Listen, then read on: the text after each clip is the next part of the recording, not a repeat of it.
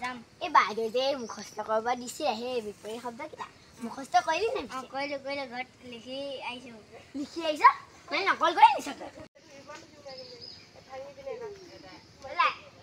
ইমান দেৰি হ'ল হেৰি অহাই নাই আহিলি বাইদেউ শুনাব মানে আহি আহ শুনিব আমাৰ কথাকে কৈ আছিলে নেকি নাই কোৱা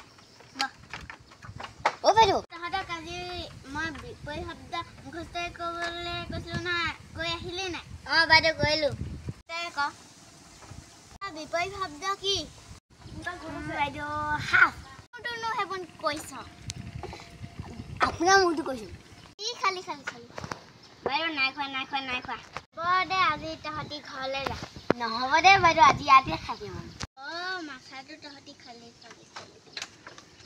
বাইদেউ পলা